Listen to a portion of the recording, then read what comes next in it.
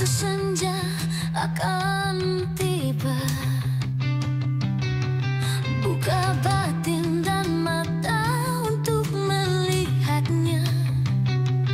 Di bulan ini masih ada yang menggoda, ceritakan ngabuburit bersama. Teman cerita di bulan puasa.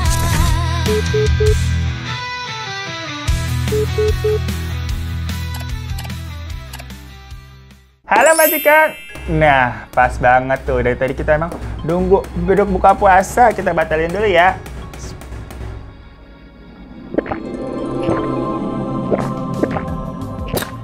Aduh, seger banget. Kalau buka puasa nih pakai tongji jasmine tea kayak begini yang anget dan harumnya bikin tenang ya, Masya Allah. By the way, nggak kerasa ya, kita udah di pertengahan Ramadan ini loh. Pasti lagi pada riuh. Nyari hampers nih buat ngasih-ngasih ke saudara-saudara atau kolega ya. Nggak usah bingung kata gua mah.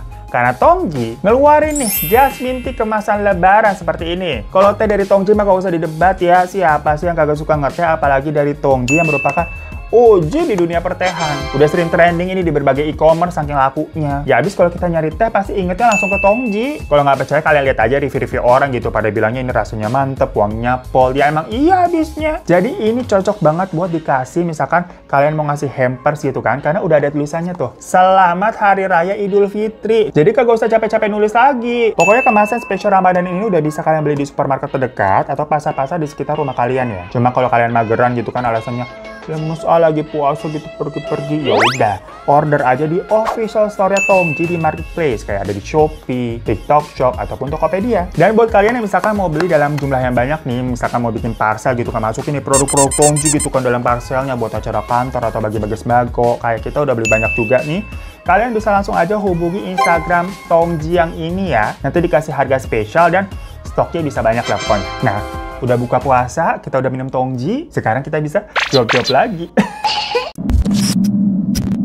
So, teman cerita kali ini tuh dikirim dari teman kita bernama Jihan tentang sebuah pengalamannya dalam bermain film horor yang berujung ke kehidupan pribadinya yang menjadi horor. Jadi awalnya nih, sedari kecil, Jihan ini sebenarnya nggak punya mimpi menjadi seorang artis ya. Pokoknya nggak ada gambaran lah masuk ke dunia keartisan itu seperti apa. Sampai umurnya nih 14 tahun, ada tetangganya ceritanya namanya Mas Rudi. Yang kala itu Mas Rudi ini sudah berumur 30 tahun. Ngajakin si Jihan untuk menjadi penonton bayaran. Mungkin waktu dulu yang udah pada lahir nih ya, yang bukan Gen Z, kalau misalkan lagi bulan puasa kayak gini, di waktu sahur tuh acara TV lagi rame-ramenya gengs. Dimana beberapa stasiun TV itu berlomba-lomba bikin acara live dengan penonton bayaran yang banyak biar suasananya meriah. Nah, Mas Rudi ini adalah salah satu talent manager yang menghandle para ekstras atau penonton bayaran ini. Ya waktu itu ada beberapa anak-anak di lingkungan rumahnya Mas Rudi ini diajakin semua tuh termasuk si Jihan. Karena lumayan dapat uang dan tidak mengganggu jam sekolah karena kan ini acara sahur pagi-pagi. Yang jadinya Jihan sama tetangga-tetangganya itu pada happy. Ya dari situlah Jihan ini melihat kehidupan artis-artis yang mengisi acara-acara sahur tuh. Ya namanya kan juga syuting di studio TV ya. Itu pada cantik-cantik, ganteng-ganteng, mewah-mewah gitu kan. Naik mobilnya juga bagus. So, kepengen gitu jadinya liatnya. Abisnya waktu itu Jihan sama tetangganya itu kalau tiap pagi ke stasiun TV tuh nyetor angkot, gengs, pagi-pagi naik angkot bareng-bareng gitu rombongan. Sampai singkat cerita Ramadan udah berakhir nih, Jihan jadi ketagihan dan meminta Mas Rudi untuk mengajaknya kalau-kalau ada kegiatan macam itu lagi. Ya waktu itu kata Mas Rudi ada nih, tapi acaranya pagi-pagi jam 8. Ya kalau pagi kan berarti bakalan bentrok sama jam sekolah ya. Tapi sedikit background dari keluarganya Jihan itu memang basicnya bukan dari keluarga yang berkecukupan. Mereka tinggalnya di perkampungan di daerah Rawa Belong gitu katanya. Yang mana dari orang tuanya Jihan sendiri mikir tuh kayak mendingan jadi penonton bayar, jelas dapat bayaran begitu kan, dapat duit daripada sekolah. Habisnya waktu yang program sahur itu tuh ibunya Jihan juga ngikut, gengs, jadi dia ngerasain dapat duit. Ya singkat cerita akhirnya Jihan ini sering bolos sekolah buat menjadi penonton bayaran di acara yang pagi-pagi itu. Ditemenin sama ibunya juga di awal-awal, jadi memang persetujuan orang tua. Cuma disclaimer ini bukan menjadi contoh yang baik juga ya, jadi kalian pilih-pilih aja nih, yang bisa diambil positifnya diambil, negatifnya jangan diambil. Dan mungkin juga karena si Jihan ini basicnya memang cukup cantik ya, aslinya tuh kulitnya memang sudah putih. putih. Jadi dia sering disorot kamera. Ya pokoknya dari situ si Jihan ini bisa beli apa, handphone, pasang behel, karena waktu itu lagi zaman-zamannya tuh pakai behel walaupun pasangnya di tukang gigi bukan di dokter gigi. Terus beli baju baru yang gitu-gitulah. Sampai Mas Rudy sendiri ini bilang kalau Jihan ini kayaknya ada potensi jadi artis. Jadi nanti nggak sekedar menjadi penonton bayaran doang. Makanya dari situ si Jihan dimasukin ke daftar artis-artis, jadi talent manajemennya memang dipegang sama Mas Rudy. Yang sebenarnya sih Mas Rudy ini hitungannya macam kayak manajemen artis kelas C.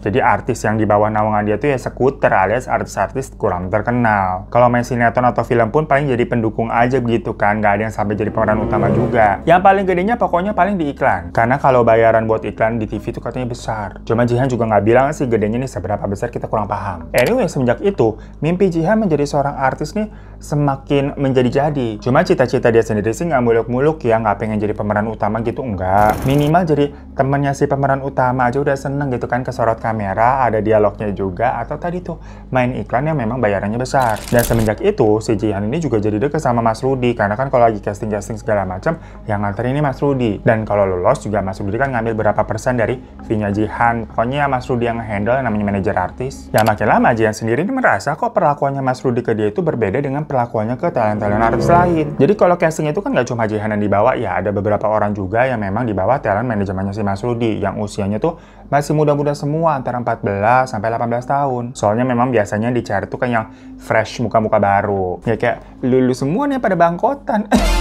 Nah, Jihan sendiri nih merasa dapat perlakuan spesial lah, sampai yang lain tuh pada suka jealous, merasa dibeda-bedakan. Namun memang pada akhirnya Mas Rudy sendirilah yang bilang kalau dia menaruh rasa ke Jihan dan mau menunggu Jihan sampai cukup umur. Dan waktu itu Jihan ini bukannya takut, malah seneng. Karena pertama, penampilannya Mas Rudy nih walaupun waktu itu udah 30 tahun ya, tapi masih kayak muda gitu, macam anak kuliahan. Jadi bukan yang kayak om-om gitu, nggak. Terus dari awal perlakuannya Mas Rudy ini kan memang baik, bener-bener kayak ngemong gitu loh, yang mana Jihan ini mendapatkan perlakuan atau kasih sayang yang berbeda. Orang tuanya aja tuh nggak pernah kayak seperhatian itu kayak Mas Rudy. Ya orang tuanya sendiri bukannya tipe-tipe yang jahat atau galak sih, enggak, tapi ya cuek aja gitu, apalagi bapaknya. Jadi mungkin Jihan ini tidak mendapatkan figur laki-laki yang seperti dia inginkan kalau di rumah, makanya nemunya di Mas Rudy. Lalu alasan selanjutnya adalah Jihan ini juga belum pernah pacaran. Jadi waktu ada orang yang mengungkapkan hal seperti itu, dia kayak langsung berbunga-bunga. Pokoknya Mas Rudy ini di mata Jihan sosok yang benar-benar perfect lah. Ya akhirnya mereka menjalani hubungan diam-diam tanpa sepengetahuan orang lain ataupun orang tuanya Jihan sendiri. Jadi waktu itu si Jihan 14 tahun, Mas Rudy-nya 30 tahun ya. Jarak umurnya itu berarti berapa? 16 tahun gengs pada saat mereka pertama kali berpacaran diam-diam. Tapi waktu itu Jihan mengaku Mas Rudy ini tuh masih sopan. Paling ya mereka sebatas pegangan tangan aja gitu atau cium kening cenah gitu. Jadi Jihan ini mengakunya merasa nyaman gitu, tidak risih. Sampai pokoknya ini kita loncat-loncat lagi lah ya. Lama-lama Jihan ini tuh disuruh latihan vokal buat jadi biduan nyanyi dangdut. Karena pernah ada satu waktu Jihan ini karaokean sama Mas Rudy berdua. Si Mas Rudy ini melihat ada bakat potensial dari suaranya Jihan tuh buat nyanyi dangdut. Ya udah mulai dari situ Jihan jadi suka nyanyi gitu kan, dari panggung ke panggung, acara-acara hajatan gitu loh gengs, bukan acara besar, buat ngisi waktu sekaligus merintis menjadi artis. Kalau lagi ada lowongan casting apa gitu ya pasti Jihan ikut kan, diinfoin sama Mas Rudy. Pokoknya apa yang Mas Rudy suruh Jihan lakuin. Kalau manggung suruh pakai bajunya begini, potong rambutnya begini gitu lah. Pokoknya diturutin sama Jihan. Datang ke sana ke sini buat casting, jadi penonton bayaran atau suruh nyanyi.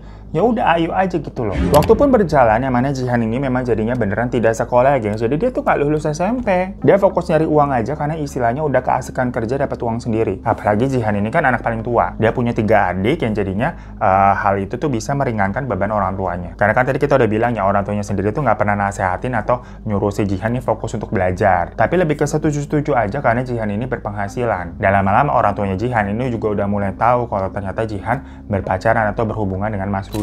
Pokoknya waktu itu orang tuanya akhirnya tahu tuh pas Jihan udah berumur 16 tahun. Dan lagi-lagi orang tuanya ternyata tidak melarang gengs, biasa-biasa aja. Cuma kayak nanya, kamu pacaran sama si Rudy? Dan Jihan jawab kayak iya, udah gitu doang. Padahal di sini sebenarnya umurnya Jihan masih di bawah umur ya, 16 tahun. Dan pada saat itu Rudy berarti umurnya udah 32 tahun. Ya menurut Jihan mungkin waktu itu orang tuanya juga nggak ngelarang karena mereka melihat Mas Rudy ini juga nggak aneh-aneh. Malah dianggap sebagai penolong keluarga. Maksudnya berkat Mas Rudi ini kan Jihan bisa punya job ini itu gitu kan untuk mendapatkan uang. Dan Jihannya sendiri nggak tipe-tipe yang dikeretin gitu, enggak. Malah kebalikannya, malah kadang yang antar jemput itu kan Mas Rudi. Dia keluar bensin segala macem. Pembagian hasilnya pun selalu jelas. Jadinya itu, Mas Rudi sangat diterima di keluarganya Jihan. Waktu pun berlalu lagi nih sampai Jihan berumur 19 tahun. Jadi dia udah pacaran sama Mas Rudi kurang lebih udah 5 tahun. Dan di titik itu pacarannya udah lebih ya. Mereka udah ngapa-ngapain aja. Udah bukan sekedar gandengan tangan sama cium kening doang. Paham ya? Ya karena dari Jihannya sendiri merasa tinggal nunggu dilamar aja nih buat dinikahin. Nah, sampai akhirnya tahu-tahu dia mendapatkan 2 proyek besar, yaitu syuting iklan sama syuting film dalam satu waktu yang bersamaan. Jadi dalam 1 bulan itu tahu-tahu dia dapat 2 job sekaligus. Dengan konteks ini iklannya tuh dari brand besar dan yang untuk filmnya itu mendapatkan perannya bisa dibilang penting tapi gimana ya, nanti kalian lihat sendiri deh. Jadi Jihan itu perannya dapat sebagai hantu cerita. Jadi film-film horor itu kan biasa ada peran yang hantunya dulu tuh punya background apa cerita mungkin kehidupan sebelum dia jadi hantu. Nah, Jihan meranin tokohnya seperti itu. Jadi syuting pas sewaktu hidup sampai pas jadi hantunya. Yang mana waktu itu si Jihan antara takut-takutan juga. Dilemanya adalah di satu sisi Jihan nih orangnya penakut, tapi di sisi lain berarti ini kan kesempatan emas. Karena selama 5 tahun casting dia nggak pernah dapat peranan sepenting itu loh. Biasanya tadi yang hanya ekstras lewat-lewat doang atau dialognya cuma satu scene atau sedetik doang gitu kan nampilnya. Sedangkan kalau main yang berperan jadi hantu ini kan bakalan disorot mulu. Nah ini kan emang film horor. Walaupun jatuhnya memang bukan pemeran utama, karena kalau pemeran utama ya biasa ada artis terkenalnya. Namun dalam cerita horor itu kan sebenarnya nyeritain tentang si hantu ini. Kenapa dia bisa jadi hantu kan begitu. Yang mana dialognya juga akan banyak sewaktu tokoh si Jihan ini tuh masih hidup. Screen time dan penampakannya juga akan banyak. Jadinya mungkin bisa menjadi batu loncatan untuk dirinya bisa dikenal sebagai aktris di dunia perfilman gitu. Nanti kalau casting-casting lagi nih udah punya portfolio. Bukan hanya biduan hajatan dari kampung ke kampung doang. Si Jihan mikirnya begitu. Ya cuma tetap aja awalnya dia merasa ragu banget karena dia sepenakut itu, gengs. Lah jadi hantu kan harus di make upin serem ya. Itu aja dia udah kayak gemeter mikirnya. Lokasi syutingnya juga pasti serem. Namun ujung-ujungnya karena nyuruhnya adalah Mas Rudi, dia nggak bisa nolak. Pokoknya dari dulu kalau Mas Rudi udah bersabda ya Jihan tuh merasa harus nurut aja. Kalau persoalan yang tadi dapat job iklan itu nggak ada masalah ya, cuma ya seneng aja gitu akhirnya mendapatkan job iklan dari iklan besar. Semuanya juga berjalan lancar, iklannya udah tayang di TV-TV itu yang membuat wajahnya Jihan tuh sering nongol karena kan dari brand gede, jadi diputer terus. Nah tapi beda cerita pas lagi proses syuting film horor ini, yang mana mungkin karena dia awalnya adalah artis pendatang baru, jatuhnya kan nggak punya nama. Dan mungkin waktu itu memang yang lainnya nih artis-artis yang cukup udah punya nama, walaupun bukan yang top tier yang terkenal banget, enggak, karena kan ini juga syutingnya film budget ya. Yang jelas pokoknya si Jihan ini tidak terlalu dianggap lah. Dia nggak punya teman di lokasi syuting. Ya kalau Mas Rudi ini lagi bisa nemenin ya Jihan lumayan tenang. Cuma kalau Mas Rudi lagi sibuk itu kan ngurusin hal lain ya Jihan sendirian, cuma dikasih ya ada asisten aja lah namanya Mbak Omas. Masalahnya kan ini syuting horor, jadi hantunya pula kalau kayak nggak ada yang bisa diajak ngomong atau nemenin terus itu kan gemeter ya. Disclaimer aja, tapi di sini gue nggak bakal nge-spill filmnya apa ya karena ntar ribet lah urusannya. Nanti juga kalian tahu kok di akhir kenapa. Yang jelas pas masuk syuting nih, adegan sewaktu karakter Jihan masih hidup ya udah nggak apa-apa. Maksudnya Jihan tuh masih bisa menjalaninya dengan baik-baik aja walaupun sering kena omel nih sama sutradara karena dibilang actingnya kaku lah, kurang pembawaannya kurang. Tapi sebelumnya memang Jihan ini sudah menyiapkan mental. Karena sebelumnya kan gimana pun juga dia udah beberapa kali nih terlibat di syuting-syuting walaupun jadi figuran. Dan udah sering lah ngelihat yang namanya sutradara nih maki-maki dengan kata-kata kasar nyelekit ke si artisnya. Jadi Jihan udah nggak kaget dengan hal-hal seperti itu. Masalahnya adalah sewaktu mau masuk di proses syuting dimana dia jadi hantu. Jadi cerita udah mati nih. Yang mana scene dia jadi hantu itu lebih banyak ketimbang scene dia waktu masih hidup. Jadi tambah syutingnya tuh macam-macam ya. Kalau di skrip itu terbagi tuh ada di rumah sampai ada di hutan juga. Cuma di sini kita ceritain waktu proses syuting di rumah dulu. Yang mana rumah itu sebenarnya semacam villa ya bisa dibilang ya di kawasan Bandung dan sebenarnya udah beberapa kali dipakai buat syuting film juga. Mulai dari genre biasa sampai genre horor. Memang rumah-rumah yang disewain buat syuting gitu. Dan sebelumnya ya suka adalah dengar-dengar kejadian-kejadian di rumah tersebut. Tapi cuma sebatas cerita-cerita serem biasa aja. Macam kalau kalian suka dengar ada cerita hantu di perkantoran A gitu. Walaupun serem kan tetap aja digunakan buat kerja, buat ngantor. Ya sama kayak si rumah villa ini, cuman selentingan-selentingan aja udah, yang penting doa-doa udah begitu. Diwanti-wanti jangan bengong, jangan ngomong kasar, ya standar lah, jaga sikap. Dan adegan awal si Jihan menjadi hantu itu memang awal mulai shootnya di rumah itu dulu. Karena kan cerita filmnya tuh itu rumah dulu memang rumah keluarganya si Jihan, terus si Jihan matinya di situ, bla bla bla bla bla, terus sekian lama gitu kan gak ditempatin. Si artis pemeran utamanya nih nginep di villa itu lah, standar film horor gimana sih? Udah nih si Jihan kan seharian tuh di make upin tuh jadi hantu, pakai kontak lens merah, pakai wig out-outan, badan juga juga dicat putih semua gitu kan biar pucet. Pokoknya serem lah, sampai si Jihan juga takut lihat mukanya sendiri di kaca. Nah waktu dia udah didandani nih, lagi nunggu tag tuh di ruang make up. Jadi ada satu kamar yang memang digunakan buat istirahat, buat make up, ganti baju segala macem. Nah dia tuh ngeliat mukanya sendiri kan di cermin gitu kan, duh serem banget gua. Nah di kamar itu kan ada tempat tidur ya, kasur lah ya yang dipakai buat orang-orang istirahat. Posisi kasurnya itu ketutup bed cover semua, gengs, atau selimut. Nah pas dia lagi ngaca nih, dia ngelihat mukanya di cermin kan. Nah tapi di belakangnya di kasur tersapu tuh, di dalam bed covernya tuh kayak ada orang yang lagi tiduran gitu, selimutan. Dan pas Jihan nengok ke arah kasurnya, benar ada siluet orang di situ gitu loh, kayak nekuk gitu badannya. Yang padahal sedari awal Jihan di situ kan make upnya lumayan lama ya, hampir 2 jam lebih. Dia nggak ngelihat ada orang yang tiduran ke kasur itu. Ya pokoknya Jihan deg-degan tuh ngeliatin tuh, soalnya posisinya dia lagi sendirian. Jihan diam aja tuh, dia nggak berani ngapa-ngapain dan memilih untuk baca skripnya aja deh, untuk ingat plotnya gimana gitu kan, biar nanti adegan-adegannya dia nggak salah-salah terus. Tetapi sesuatu di dalam bed cover itu tuh kayak gerak-gerak, gengs, dan menimbulkan kayak suara gesekan. Gimana sih kalau ada orang yang lagi tidur gesek-gesek ke spray. Sampai akhirnya makeup artis yang tadi dandanin si Jihan ya itu masuk lagi tuh ngecek kondisi makeupnya. Jihan pun langsung bilang kayak, itu siapa mbak yang tidur di situ? Dan si Prias itu langsung nengok ke kasur dan memang melihat tuh kayak ada gundukan siluet orang. Ya mungkin si Prias ini cukup jager ya, namanya juga orang lapangan dia. Langsung dibuka tuh bed covernya, yang ternyata di dalamnya cuma ada guling doang. Dengan santainya dia ngomong kayak, lah ini guling doang bukan orang. Terus balik lagi touch up make upin si Jihan. Di situ Jihan cukup ketakutan karena kan tadi dia sempat lihat kalau di dalam bed cover itu gerak-gerak loh, kok pas dibuka cuma guling. Cuma si Jihan diam aja tuh nggak berani ngomong apa-apa. Dia berusaha denial, mungkin tadi pikirannya doang karena lagi ketakutan kali posisinya. Sampai akhirnya mulai syuting nih, entah kenapa banyak banget kendalanya. Yang tiba-tiba peralatan syutingnya ngeheng lah, lampu sorotnya sempat mati lah. Sampai si Jihan dengar suara orang kayak ketawa. Yang pas sudah si sutradara ngomong take action gitu, si Jihan yang dengar suara ketawa kenceng banget, kayak celingak-celinguk begitu nyari siapa yang ketawa. Dia malah dimarahin jadinya sama sutradara, dibilang kenapa bengong begitu, udah mulai nih. Ya Jihan bilang dong, itu tadi ada yang ketawa. Maksudnya kan takut bocor ke kamera juga, ngapain dilanjutin. Tapi orang-orang di sana tuh langsung pada heran, karena menurut mereka nggak ada yang ketawa, cuma Jihan doang yang dengar. Nah dari situ si Jihan udah mulai nggak fokus nih, sampai harus retake berkali-kali dan membuat si artis utamanya nih yang jadi lawan mainnya bete. Dia bilang kalau Jihan ini nggak profesional lah. Dan ada satu waktu juga si Jihan ini sempat mendengar percakapan sutradara sama beberapa kru lainnya tuh untuk minta nih sutradaranya cari peran pengganti. Terus ngata-ngatain si Mas Rudi udah ngasih dirinya tuh aktris yang jelek begini, maksudnya ngomongin Jihan. Dan bener aja nggak lama dari situ pas break nih, Jihan sampai ditelepon tuh sama Mas Rudi nanya ada apa sih di lokasi. Soalnya tadi katanya si Mas Rudi ini kena komplain perihal kerjanya si Jihan. Ya pokoknya Jihan cerita kan kalau dia ini nggak nyaman dan ketakutan. Lagian Mas Rudi di mana sih, kan harusnya nemenin aku di sini. Ya alasannya Mas Rudi ada banyak kerjaan ya memang, dan janjinya bakal nemenin nanti pas proses syutingnya di area hutan. Jadi kan beberapa hari itu ngelarin yang di villa dulu nih ya. Pokoknya Jihan ditenangin dulu tuh, disuruh untuk profesional lah. Udah ditutup nih teleponnya. Jihan lagi berusaha menguatkan diri nih, tapi tahu-tahu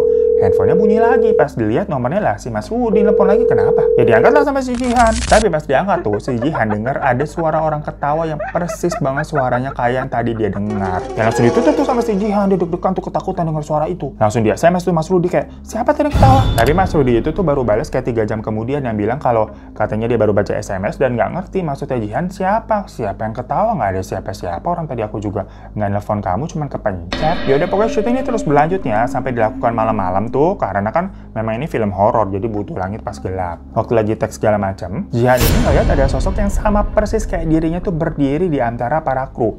Bener-bener kayak sebelah-sebelahan gitu nontonin dia. Jadi maksudnya di make up karakter seperti hantu yang persis banget kayak si Jihan. Makanya Jihan kira itu semacam stuntman atau pemain cadangan buat standby gantiin dia kalau dia ini jelek nih aktingnya segala macem. Soalnya kan dia sempat dengar buat nyariin pemeran pengganti. Perkara si sutradara tuh marah-marah kan tadi sebelumnya. Karena itu si Jihan langsung totalitas banget tuh, sampai si sutradaranya bilang, nah gitu dong, bungkus nih bisa nih, kata si sutradaranya tuh happy. Ya bisa di situ Jihan ini langsung kepacu karena takut digantiin. Tapi pas adegan udah selesai nih, si Jihan nggak ngeliat sosok itu lagi. Maksudnya si stuntman tadi tuh kemana? Dan sewaktu dia mau balik ke ruang make up nih buat touch up ya, karena kan keringatan segala macem, nggak ada AC di situ. Walaupun udara Bandung dingin, tapi kan disorot lampu syuting segala macam panas. Jempalitan juga tuh ditarik pakai sling gitu kan, adegan terbang-terbangan gitu, jadi butuh touch up. Pas mau masuk nih, si Jihan ngeliat periasnya tadi tuh, ada namanya Mbak Ria nih, lagi ngeriasin sosok pemeran penggantinya itu. Jadi kayak dipakein bajunya sama, rambutnya sama. Yang mana Jihan kayak ngambek, kayak insecure ngelihatnya. Nggak jadi masuk tuh dia dan pergi ke kamar mandi buat nenangin diri. Dan pas keluar, dia pas-pasan sama salah satu kameramen yang ngelihat mukanya Jihan tuh kok belum di-retouch. Sampai ditanya, kok kamu belum retouch? Cepetan itu ditungguin Babe, nanti dia marah-marah lagi loh. Jadi Babe ini adalah panggilan dari si sutradara. Jihan nih bilang, habisnya tuh Maria lagi make upin si stuntman. Nah si kameramennya bingung, stuntman apaan? Jihan ngomong kan kalau dia kira ada stuntman buat gantiin dia. Tapi menurut si kameramen,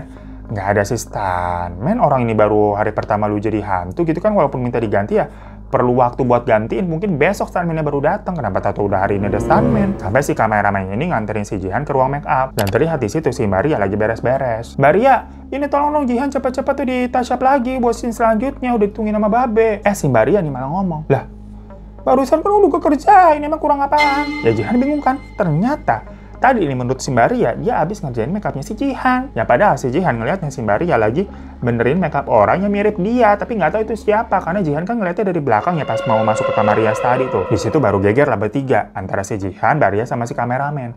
Tapi kameramen bilang kayak, udah jangan dibahas, tunggu sampai besok pagi aja. Takutnya nih malam ini kan mau kelar syutingnya daripada ribut, ntar nggak kelar-kelar. Udah baca-baca doa aja. Maria juga langsung minta orang tuh buat nemenin di kamar rias. Jadi dia make upin Jihan tuh dengan ada beberapa kru lain gitu buat nemenin biar suasananya nggak horor ya. Tapi mereka ini nggak boleh ngomong apa-apa ke kru-kru tersebut biar pada nggak ketakutan lah sampai besok pagi. Jihan yang udah deg-degan banget nih nahan rasa takutnya, sementara Maria juga make upnya kerasa banget itu, tangannya geter. Setelah selesai make up, si kameramen juga bisik-bisik ke Jihan tuh di lokasi tuh untuk bilang, jangan bikin kesalahan ya, supaya ini cepat kelarnya nih, biar kita bisa balik ke penginapan. Jadi mereka nggak nginep di lokasi villa itu ya, alias kayak udah disewain losmen-losmen penduduk di sekitaran sana. Dan waktu itu udah jam 10 malam nih, target selesainya tuh jam 12, biar katanya dikatakan syuting sehat begitu bilangnya, jadi nggak lewat dari tengah malam. Ya Jihan kan iya aja gitu walaupun masih deg-degan. Cuma ya udah dia berusaha fokus yang mana ceritanya di naskah nih si Jihan muncul dan merasuki salah satu pemain. Bukan si artis utamanya ya, ada pemain pendukung lagi temannya si artis itu ceritanya. Kita sebutnya Lara aja gitu ya. Ini asal nyomot nama aja biar kagak ketahuan nih film apaan.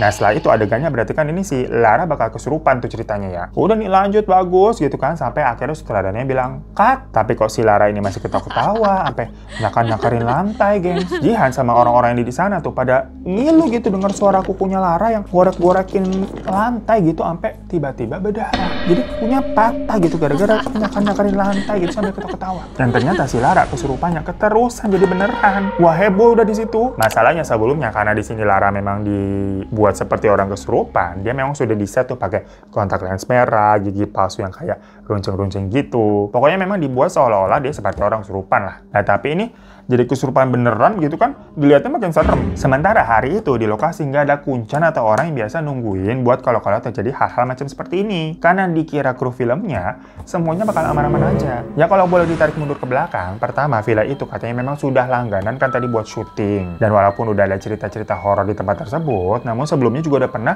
ada orang pintar buat bersihin area itu untuk produksian film sebelumnya. Jadi rumah produksinya lagi buat filmnya Jihan ini nih sebelumnya bikin film di situ juga dan udah sempet dibersihin, makanya dikiranya bakal baik-baik aja lah. Sampai berani nggak ngundang kuncan pas di villa tersebut. Karena ngundang kuncan itu katanya juga harian, gengs. Kan proses syutingnya masih panjang nih. Nanti ngundangnya pas di area hutan aja gitu loh, buat neken budget. Jadi tadi pas Lara kesurupan nih, kagak ada yang bisa nolongin. Akhirnya syuting harus terpaksa diberhentikan walaupun sebenarnya masih ada 2 scene lagi. Semua pemain pokoknya disuruh balik ke penginapan. Sementara dari situ ya Jihan nggak tahu nasibnya Lara nih bagaimana karena diurus sama kru lah pokoknya. Ya udah Jihan buru-buru tuh beresin makeupnya segala macam sama Maria kan, dan mereka pergi tuh ke losmen diantar sama kru yang lain. Jihan ini dapat kamar sendiri karena kan gimana pun juga perannya dianggap penting ya, bukan semacam hanya figuran biasa. Di posternya aja nanti akan wajahnya terpampang nyata tuh katanya walaupun ya jadi setan. Untungnya walaupun nggak ditemenin sama Mas Rudi, tapi kan dia dikasih asisten tuh namanya Mbak Omas. Cuma hari itu tadi pas syuting di villa nih, Mbak Omas memang nggak ikut karena tiba-tiba Mbak Omas ini nggak enak badan, meriang, ya emang cukup drama. Tapi sebelumnya kan sebenarnya udah dilakukan proses syuting di villa itu waktu si Jihan ceritanya belum jadi hantu ya.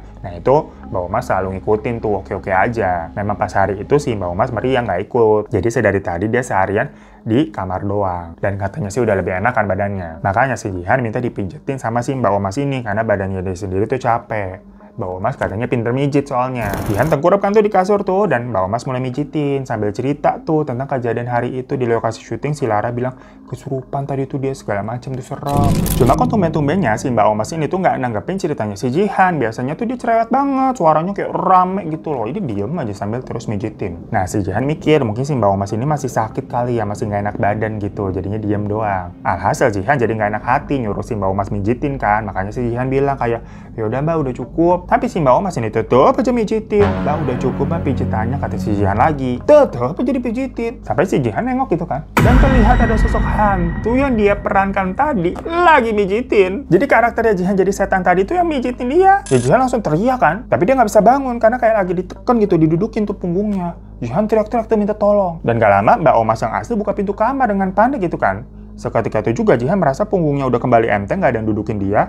Langsung dia loncat lari tuh keluar kamar. Cerita tuh ke Mbak Omas sama ke orang-orang yang ada di sana, yang membuat semuanya jadi pada ketakutan. Lah urusan Lara aja belum tahu nih bagaimana jadinya tuh masih di lokasi. Dan para pemain lain nih, maksudnya artis-artis lainnya, terutama si pemeran utama, itu mendesak pihak produksi buat segera manggilin kuncen atau orang pintar, karena kan mereka jadinya takut juga. Tapi tim produksi berusaha buat menenangkan dan berjanji besok akan manggilin kuncen langganan mereka. Malam itu ditelepon tuh, tapi baru bisa besok datang, karena kan itu juga udah malam banget. Lagi berusaha menenangkan seperti itu, tiba-tiba Simbari ya teriak. Dia bilang katanya ngeliat penampakan sosok hantu di kamarnya tuh melalui cermin. Sosoknya seperti yang tadi dia rias, maksudnya si Jihan yang dibuat jadi hantu. Ya makin gak berani orang-orang di sana ya. Sementara ada info tuh dari lokasi syuting, si Lara ternyata lagi dilarikan ke rumah sakit yang ada di kota, karena kan itu syutingnya mereka jauh ya. Dengar begitu, beberapa artis nih termasuk si pemeran utama memilih untuk pergi dulu tuh, maksudnya ikutan ke wilayah kota. Ya karena kan mereka gimana pun juga pada bawa mobil pribadi sama supir, jadi langsung cus aja gitu, banyak yang pergi ketakutan. Ya Jihan bingung karena dia waktu ke situ kan pakai mobil kru bareng-bareng. Ya akhirnya Jihan sama beberapa kru masih tetap di situ dan pada begadang tuh jagain satu sama lain sampai pagi. Udah nih sampai pagi untungnya emang nggak ada apa-apa lagi. Karena begadang itu terutama para kru-kru yang cowok. Jihan sendiri cuma kayak tidur tipis-tipis doang. Itu pun di kamarnya jadi banyak orang ya, ada Mbak Omas, ada Mbak Ria, terus helper yang cewek-cewek, jadi rame lah pada tidur tuh duduk di lantai. Sampai besok paginya nih, mereka dapat kabar kalau Lara katanya udah siuman. Pokoknya udah membaik lah, dan artis-artis yang semalam pergi tuh pada diteleponin untuk supaya bisa balik, karena ini harus lanjut syuting ya. Si Kuncen juga katanya lagi dalam perjalanan buat nanti menetralisir tempatnya. Yang sebenarnya kejadian-kejadian macam begini dalam pembuatan film horor katanya mah udah biasa.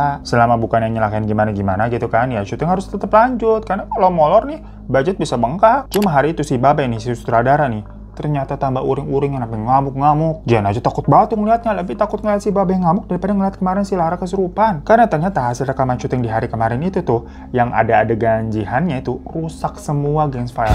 Bener-bener cuma yang pas adegan Jihannya jadi setan doang itu aneh banget. Dan pokoknya Babe tuh lagi nyari cara tuh sampai nelfon ke sana kemarin buat bisa bentulin filenya. Karena kalau nggak bisa ya harus syuting ulang berarti. Rumah produksian film mereka itu bukan yang besar gengs. Ini kan film produksian budget ya tadi kita udah bilang. Jadinya proses syuting di hari itu sampai ketunda nih. Hingga masalah nanti bisa dikatakan beres karena takutnya kalau tetap dilanjutkan syuting, nanti begitu lagi. Jadi dipastikan dulu nih apa yang salah, apakah dari kameranya, memorinya, atau gimana. Ya sembari nunggu nih, karena memang tidak ada kejelasan, Jihan yang tadinya udah sampai ke lokasi itu balik lagi ke losmen biar bisa istirahat. Kalau nanti semuanya udah oke, ya udahlah tinggal telepon Mbak Omas saja buat ngabarin ke Jihan untuk balik lagi ke lokasi. Nunggu callingan lah istilahnya. Di losmen karena keadaannya siang terang benderang ya, dan banyak artis yang tadinya juga udah pada balik tuh, nunggu callingan semua. Ya udah Jihan jadi tidur tuh. Karena kan semalam dia cuma tidur-tidur kucing. Pokoknya Jihan tuh ingat malam jam 9, bangun-bangun bablas, dilihat lah. Udah jam 2 siang, berarti sekitar 5 jam tuh dia tidur. Dan dilihat di lokasi losmennya tuh udah pada sepi semua. Si Mbak Omas juga nggak ada tuh, udah dicariin sama si Jihan. Dilihat tuh udah nggak ada siapa-siapa tuh, cuma ada beberapa helper aja yang pada jagain barang-barang orang tuh di sana. Jadi telepon lah si Mbak Omas ini kayak, "Mbak, di mana?" tanya si Jihan. "Bentar ini saya lagi di toilet," kata si Mbak Omas. Toilet? Si Jihan kan langsung ngeliat ke toilet kamar kan, keadaannya kebuka tuh nggak ada orang. Ya udah tapi si Jihan tuh nutup teleponnya, dikiranya di toilet mana kali? Ditungguin lama banget sampai setengah jam kok nggak nongol-nongol nih si Mbak Omas kemana? Jihan juga bingung nih artis-artis lain pada pergi kemana, ke kota lagi kali apa gara-gara syutingnya di hold nih hari ini. Ditelepon lagi tuh si Mbak Omas, "Mbak, gimana kok lama banget? Toilet mana sih? Ini saya lagi di luar nungguin dari tadi," kata si Mbak Omas begitu jawabnya. Jadi omongan mereka nih kayak nggak nyambung. Tahu-tahu si Mbak Omas bilang kayak, "Astagfirullahaladzim," gitu. Nah, Jihan kan ditelepon bingung, "Kenapa Mbak?" Mbak Omas nanya, "Mbak Jihan lagi di mana?" Ya dijawab sama si Jihan, "Di losmen ini saya sendiri yang tadi bangun udah nggak ada orang." Di situ Mbak Omas diem aja. Yang ternyata tadi si Mbak Omas ini dikontak disuruh bilangin si Jihan ke lokasi yuk, kita lanjut syuting. Nah, si Mbak Omas kebetulan ngeliat Jihan lagi keluar kamar tuh, yang langsung dibilangin, dan mereka pergi ke lokasi, termasuk artis lain semua itu pada pergi udah ke lokasi. Jihan juga katanya udah di make up ini sama Mbak Ria lagi tuh, dan udah syuting segala macam. Yang padahal Jihannya sendiri lagi tidur di kamar. Jadi itu Jihan yang dibawa ke lokasi syuting kagak tahu siapa. Sampai pas telepon tadi terakhir tuh, Jihan yang ada di lokasi nih udah di make up jadi setan, katanya ke kamar mandi, dan Mbak Omas nungguin di luar. Tapi kan tau-tau diteleponin sama Jihan yang lagi di losmen, dan pasti Mbak Omas cek ke dalam kamar mandi kagak ada siapa-siapa, kosong. Heboh itu satu lokasi. Si Jihan langsung nyamperin juga ke sana, dianterin sama helper kan naik motor, yang kondisinya dia mah belum make upan, baru bangun tidur. Semua orang pada shock tuh, karena kan tadi udah sampai syuting beneran si Jihan udah jadi setan. Pas dicek rekamannya lagi, rusak, kagak bisa diputer. Wah, udah kacau lah. Baru soreannya si Kuncen dateng. Yang ternyata di situ baru diketahui kalau sosok yang muncul terus tuh, dimana penampakannya kayak sosok Jihan yang udah jadi setan, itu adalah sosok Ayu yang bundar karena tidak mendapatkan peran itu. Nah, pas dengan nama Ayu gitu, pihak casting langsung familiar dan nyari data-data tentang yang namanya Ayu. Benar, ternyata kandidat yang meranin hantu itu awalnya adalah Ayu, gengs. Karena Ayu ini memang sudah pengalaman di bidang acting, jadi udah beberapa kali main film. Tapi tahu-tahu dari pihak Mas Rudi nih, mengabarkan kalau Ayu ini nggak bisa, jadi nggak lanjut maju. Namun tenang aja, ada penggantinya nih, namanya Jihan. Yang secara penampilan pas dilihat memang 11-12, kayak dari gaya pakaiannya, potongan rambutnya, mirip banget sama si Ayu. Dan pas di casting, si Jihan ini merasa kayak oke-oke aja memang jadi peran hantu gitu. Jadi ya udah Jihan dipilih. Soalnya memang Mas Rudi meyakinkan kalau Jihan ini oke. Tapi kok tahu-tahu si Ayu ini beneran jadi hantunya. Dan ternyata Ayu ini adalah artis di bawah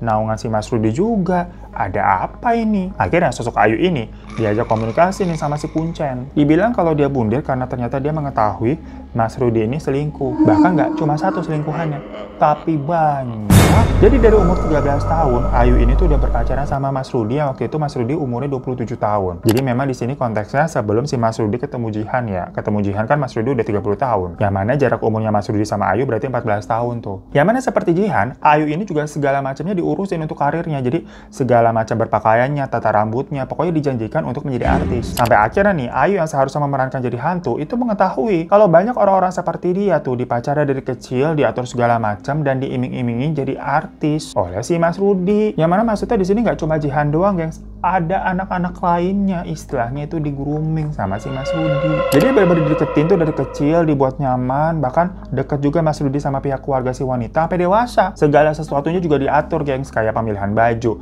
model rambut gitu, semua sesuai tipe arahan dari si Mas Rudi dengan dalih supaya menjual gitu kan penampilannya menjadi artis. Padahal ternyata sepertinya wanita-wanita ini tuh sengaja dibuat sesuai kriteria yang Mas Rudi sukai. Makanya nggak heran kenapa penampilan Jihan sama Ayu pas dilihat 11-12 mirip banget. Nah, setelah mengetahui itu semua, ya si Ayu sama Mas Rudi berantem. Karena Ayu baru tersadar kalau selama ini berarti dia sudah dibohongi dan sudah dilecehkan dari sewaktu di bawah umur. Dan Ayu mengancam akan melaporkan Mas Rudi ini. Tapi Mas Rudi nggak takut dan malah mengancam balik akan membuat karirnya Ayu ini hancur dengan menyebarkan video mereka berdua. Ngerti ya maksudnya video apaan? Dan baru aja setelah itu tiba-tiba peran hantu untuk Ayu ini dibatalkan oleh Mas Rudi dan digantikan oleh Jihan. Beserta proyek ikan besar tuh yang awalnya seharusnya milik Ayu juga ternyata digantiin kan ke Jihan tuh. Ya Ayu mungkin merasa udah hancur ya jadinya dia ya. Dan akhirnya memutuskan untuk mengakhiri hidupnya. Namun mungkin tetap dia merasa seharusnya peran hantu itu adalah perannya dia. Makanya penampakannya yang terlihat tuh selalu seperti si peran hantu yang dimainkan oleh Jihan. Karena harusnya itu adalah perannya Ayu. Di situ si Jihan ya shock lah dengan cerita mengenai Mas Rudi yang ternyata benar. Si Mas Rudi ini berbuat demikian ke banyak anak-anak tuh. Jadi macam kayak pedofil ya. Yang korban-korbannya rata-rata berakhir atau diputuskan di umur 20-an. Dan Mas Rudi ini akan nyari bibit-bibit baru lagi dengan kedok mau dijadikan artis. Ya dari situ Jihan udah nggak bisa konsen lagi tuh untuk lanjutin syuting dan milih mundur. Ya akhirnya sih proses syuting tetap dilanjutkan, tapi pemain hantunya tuh diganti, gengs. Yang untungnya kan kalau jadi hantu tuh udah make up full segala macem ya, pakai prostetik gitu-gitu. Jadi orang mungkin kalau nonton nggak ngeh. Kalau pas di awal yang meranin itu tetap Jihan yang waktu sebelum mati, tapi pas udah jadi hantunya udah beda orang. Karena memang kebetulan shoot Jihan yang pas jadi hantu tuh filenya rusak semua, nggak bisa dipakai. Mau nggak mau harus syuting ulang ya, makanya pakai orang baru. Cuma sih ujung-ujungnya walaupun filmnya jadi tetap tayang ya, namun katanya sih tidak terlalu laku di pasaran karena balik lagi ini film budget yang cuma puluhan ribu penonton apa kalau nggak salah. Ya maksudnya kan kalau film horor di Indonesia tuh biasanya gede-gede ya sampai ratusan ribu bahkan sampai jutaan penontonnya. So itu majikan cerita dari Jihan yang tanpa sadar dia tuh terhasut dan menjadi salah satu perempuan yang di-grooming sama Mas Rudy. Ya memang selain dari background keluarganya bukan dari kalangan berpendidikan, nggak kepikiran sampai sana ya. Tapi memang ternyata itu adalah salah satu target dari Mas Rudy biar gampang masuk dipercaya oleh pihak keluarga dari pihak wanita. Yang awal-awal nih image-nya baik, sopan, meyakinkan, beneran sayang gitu kan. Tapi pas udah berbuah nih wanitanya istilahnya ya, dipetik juga tuh sama si Mas Rudy karena Jihan sih waktu umur 14 tahun memang cuma apa pegangan tangan, cium kening doang. Tapi lama-lama semakin naik nih hingga umurnya di 16 tahun ngerasa kayak udah ya melakukan semua lah. Tapi ternyata nggak cuma dia doang yang digituin. Serem banget kan makanya. Ya buat teman-teman semua yang mungkin ada nih yang masih sekolah gitu kan atau punya adik segala macam disuruh udahlah fokus sekolah dulu sampai udah gede baru mikirin cinta-cintaan. Karena ternyata target orang yang pada suka grooming ini tuh emang nargetin orang-orang yang muda karena selainnya mungkin memang sukanya yang muda-muda begitu ya, mereka ini menganggapnya juga ini yang muda-muda ini masih labil dan bisa diatur-atur sampai cara pakaian, rambut segala macam kan semua seragam tuh sesuai kemauannya si Mas Rudy. Lah orang emang aneh-aneh banget tuh ya. Jadi terima kasih lah majikannya. Terima kasih juga untuk Jihannya ya, kita jadi punya cerita baru ataupun pembelajaran di sini untuk berhati-hati. Apalagi kalau kalian misalkan punya ya tadi tuh adik-adik yang masih sekolah ataupun kalian juga masih sekolah, jangan terlalu percaya dan gampang banget menyerahkan diri dengan orang-orang yang lebih tua dari kalian kali ya. Abisnya orang jahat di dunia ini tuh banyak. Ya orang baik di dunia ini juga masih banyak, tapi orang jahat tuh aneh-aneh gitu masalahnya. Kayak gini kan aneh banget sebenarnya. Kita juga baru dengar nih ada cerita-cerita begini. Yaudah mohon maaf kalau ada salah-salahnya majikan ya. Sampai jumpa lagi di teman cerita selanjutnya. Kalau mau kirim-kirim cerita bisa email ke di bawah ini. Assalamualaikum warahmatullahi wabarakatuh. Janganlah takut, ceritakan padaku, karena kamu teman cerita.